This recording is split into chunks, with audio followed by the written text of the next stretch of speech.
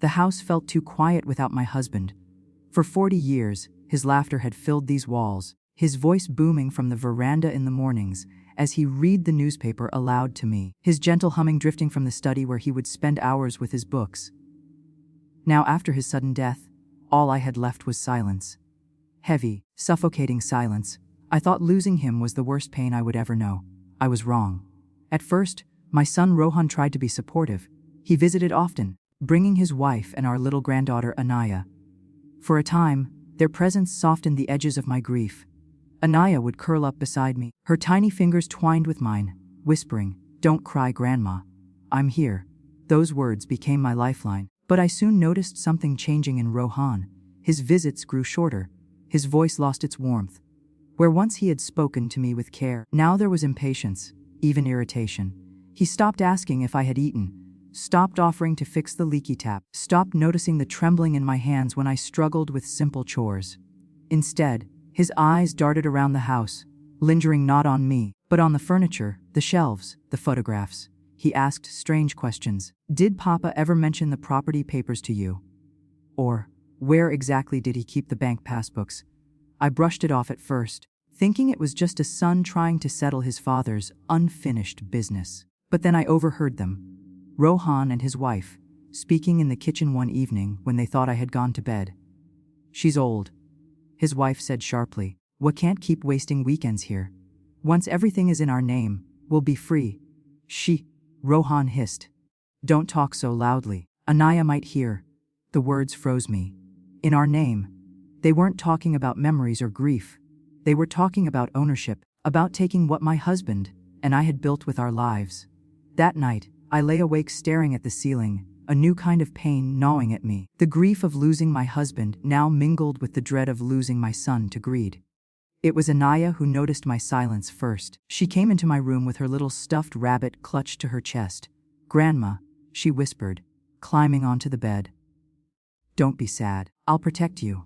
Her innocence made my eyes burn with tears. "Protect me? From what, my angel?" She looked around, as if afraid of being overheard, and pressed her lips close to my ear. "Papa said we have to leave right after his flight takes off. But I don't want to leave you." I pulled back, stunned. "Leave? Where?" She shook her head. "I don't know, but he told Mama," he said. "As soon as my plane leaves, you take Anaya and go." The words chilled me. My son had spoken them casually, but to Anaya, they had been a secret too heavy for her little heart to carry. I hugged her tightly, feeling her small body trembling against mine. In that moment, I realized I wasn't imagining things. Something was happening. Something dangerous. Something that would change everything. And though my heart was breaking, a quiet voice inside me whispered, "Be careful, watch closely. The betrayal has only begun." The days after Rohan's departure dragged on like shadows at dusk, long, stretching, and suffocating. I had thought that after my husband's death, grief was the heaviest burden I would ever carry. But the weight of suspicion, of betrayal, was heavier still. Rohan had taken a flight on business, or so he said. He hadn't looked me in the eyes when he told me, nor had he kissed Anaya goodbye with the tenderness I remembered from his younger years. Instead, his words had been clipped, mechanical. "I'll be gone for 2 weeks. Take care of Ma." Then, under his breath, just loud enough for Anaya to hear, "You know what to do after my flight takes off." I hadn't meant to eavesdrop. But his words, repeated innocently by Anaya later, dug themselves into my heart like thorns. Now the house stood strangely hollow. Rohan's wife moved briskly through the rooms, avoiding my gaze, her phone constantly glued to her ear. At meals, she barely spoke. When she did, it was to scold Anaya for small things or to ask sharp questions about keys, documents, or the location of old files. One afternoon, I caught her in my husband's study, rifling through drawers that had been locked for years. When I entered, she jumped as though I had caught her committing a crime. She gave a nervous laugh, muttered something about just tidying, and slipped away, but not before I noticed a stack of old property deeds spread across the desk. I sat heavily in the chair after she left, staring at the papers. My husband had always been careful, meticulous. He had promised me that everything was secure, that nothing could be taken from me. But now, seeing those documents lying out in the open, I felt a cold chill crawl down my spine. That evening, as Anaya and I sat together in my room, she whispered again, her small face pale. Grandma, Mama keeps saying we'll move to a new house soon. But I don't want to go. I want to stay here with you. I stroked her hair gently. Did she tell you where this new house is? She shook her head. No, she just said this house will belong to Papa soon, and then it will be sold. And my breath caught. Sold. I pressed her softly. And what did Papa say? Her little fingers twisted in the fabric of her dress. He said you're old and you won't understand. But I understand, Grandma. They want to take this house. Her words pierced me like knives. I hugged her tightly, my heart aching not only from betrayal, but from the burden being placed on her young shoulders. The next morning, I began to search quietly, pretending to tidy but really investigating. Drawers were half empty, where once they had been neatly organized. Bank passbooks were missing. My husband's old files had been tampered with. Worst of all, when I checked the bottom of the cabinet, where we had once stored signed but unused papers, I found a few sheets with my name scrawled across them. My handwriting, or something close to it. My hands trembled as I lifted one.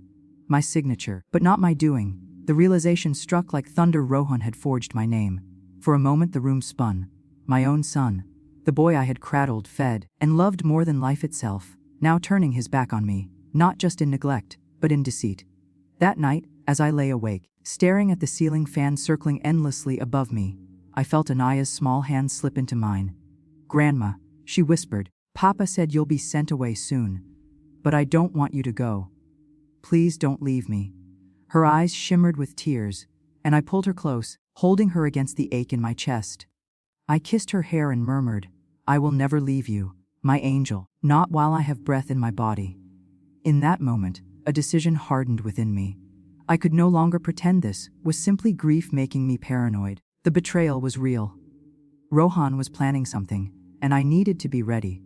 The woman who had once been just a grieving widow was gone. In her place was someone sharper, more watchful, more determined. If my son wanted to take everything from me, he was about to learn that I was not as helpless as he believed. For weeks, I had been living like a ghost in my own home, hovering silently while my son and his wife plotted, as if I were invisible. But once I uncovered those forged signatures, something inside me snapped. I could not allow grief to turn me into prey. My husband had trusted me to safeguard the legacy we built together. And though my heart bled from the betrayal of my own child, I knew I had to stand. The first step was silence. I told no one of what I had discovered, not even Anaya. I smiled through dinners, nodded through conversations, and pretended not to notice when my daughter-in-law disappeared into the study with bundles of papers. I let her believe I was weak, frail, confused. The more she thought me fragile, the easier it would be to move without her noticing. But in secret, I began to plan. I dug out my husband's old address book, yellowed with age, its corners curled like the pages of time. Buried between numbers I had not dialed in decades, I found the name of our family lawyer, Mr. Deshmukh. He had been my husband's confidant, a man with a sharp mind and a kinder heart. When I called him, his voice cracked with age, but his memory was sharp. Madam, he said softly, your husband once told me, if anything ever went wrong, I was to stand by you. Tell me everything. I told him about the forged signatures, the missing deeds, the whispers of selling the house, about Rohan. My voice trembled, but not from fear, from the bitter taste of betrayal. Mr. Deshmukh was silent for a long time before speaking. Do not confront them yet. Let them believe they are winning. In the meantime, we will secure what remains. Leave everything to me. His assurance lit a flame in me. For the first time since my husband's death, I felt strength coursing through my veins. Together, we began to move in the shadows. He drew up a new will, one that bypassed Rohan entirely. Everything, the house, the savings, the remaining assets, would go to Anaya. Not because she was my favorite, but because she was the only one who had shown me loyalty, love, and courage when the others turned against me. The thought of my son's face when he learned the truth gave me a guilty thrill. A mother should never wish to see her child fall, but when that child plots to destroy the very hand that raised him, was it truly wrong to let him taste the bitterness he tried to serve me? Meanwhile, in the house the cruelty began to reveal itself openly. My daughter-in-law grew sharper, her words slicing like knives. You should think about moving into a care facility, Ma, she said one morning as she poured herself tea. It would be easier for everyone. You won't have to worry about bills or chores. I smiled faintly, hiding the storm raging inside me. Perhaps you are right, I said. I will think about it. Her eyes gleamed with triumph. At night, Anaya would curl beside me, her small face pressed into my shoulder. Grandma, don't let them take you away, please. I stroked her hair, whispering, I'm not going anywhere, my angel. But you must be patient. Let them think they are clever. One day soon, you'll see the truth. Her eyes widened. Like a secret. I smiled through tears. Yes, our secret. As the days passed, I practiced playing the role of the helpless old woman. I let my hands shake when I lifted a cup. I pretended not to hear when my daughter-in-law muttered under her breath. I acted confused about dates and bills, as if I were slipping into forgetfulness. All the while, Mr. Deshmukh and I worked quietly behind the scenes, filing papers, securing accounts, locking down every loose thread my husband had left behind. By the time Rohan returned from his trip, everything was in place. He walked into the house with the confidence of a man certain of victory. He kissed his wife perfunctorily, barely glanced at me, and went straight into the study. From the sound of drawers opening and slamming, I knew what he was looking for. When he emerged, his face was pale with confusion. He tried to hide it, but I saw the flicker of frustration in his eyes. That night, as I sat in my room with Anaya, I whispered to her, "The storm is coming, my angel. But when it breaks, we will stand strong, together." For the first time since my husband's death, I did not feel like a grieving widow. I felt like a warrior, a grandmother with fire in her veins and revenge stitched into every beat of her heart. The day of reckoning arrived quietly, like a storm gathering in the distance. No lightning, no thunder. Just a tense heaviness in the air that made every breath feel sharp. Rohan returned from his second trip, his steps heavy, his expression colder than I had ever seen it. He didn't greet me. He didn't hug Anaya. He went straight to the study, slamming the door behind him. For hours, he stayed inside. Drawers opened and shut.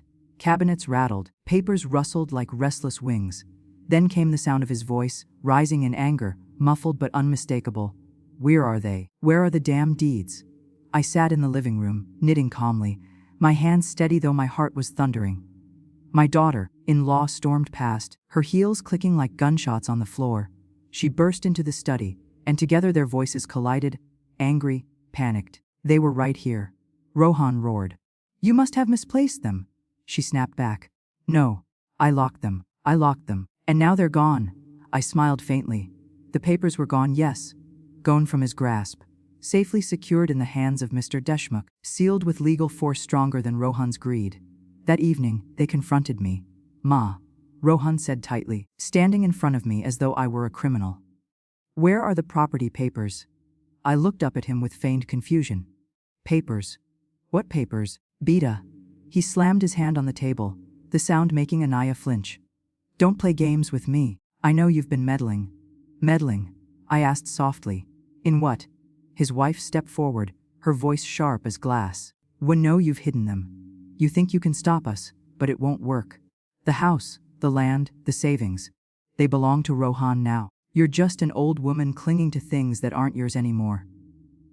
The words cut deep, but I did not let them see me bleed. I set down my knitting, folded my hands, and looked my son in the eye. Is that what you believe? I asked quietly. That everything your father and I built belongs to you, that you can steal with forged signatures and lies? His face blanched, his eyes flickered. For the first time he realized, I knew. I rose slowly, leaning on my cane, and walked to the cabinet. From a drawer, I pulled out a sealed envelope and placed it on the table. This, I said, is the truth you tried to bury. Rohan snatched the envelope, ripping it open. His eyes scanned the documents inside. Legal papers, stamped and notarized, naming Anaya as the sole heir to every asset, every property, every account. His hands shook. What is this? It is justice, I said. Your father trusted me to protect his legacy, and I will not let greed destroy it. Not yours, not anyone's. His wife snatched the papers, her face twisting in fury. You can't do this! We'll fight it in court. Go ahead, I said calmly. But you'll lose, because along with these papers, Mr. Deshmukh holds evidence. Your forged signatures, Rohan. Your theft. Your betrayal. Do you really want the world to see what kind of son you are? The room went silent. My son's face turned ashen, his jaw clenched tight. His wife sputtered, but even she knew the fight was lost. At that moment Anaya ran to me, clutching my sari. "Grandma, are you safe now?" I bent down, hugging her tightly, my tears finally breaking free. "Yes, my angel, safe, and so are you." Rohan turned away, his shoulders stiff with humiliation. For a moment, I almost reached out, almost forgave him, almost softened. But then I remembered the forged signatures, the whispered plans to send me away, the house sold behind my back. No, a mother's love may forgive 1,000 mistakes, but betrayal of this depth leaves scars that never heal. "I will not press charges," I said firmly, my voice steady as steel. "For Anaya's sake. She deserves to love her father, even if he failed to love his mother. But from this day on, you have no claim here. This house, this family, it belongs to her, and to me." His eyes filled with something I could not name. Anger, shame, maybe even regret. But he said nothing. He turned and left the room, his wife trailing behind him like a shadow. When the door closed, I sank into the chair, holding Anaya in my arms. "Grandma," she whispered. "We won, didn't we?" I kissed her forehead, my tears falling into her hair. "Yes, my darling, we won. Because love is stronger than betrayal. And you, my angel, are my victory." As I held her close, I knew my husband would have been proud. The legacy he left was not just in bricks and land, but in the strength to fight when the world tried to break us. And though I had lost my son, I had gained something even more precious, the knowledge that love and loyalty, Anaya's love, my granddaughter's loyalty, were worth every battle I had fought.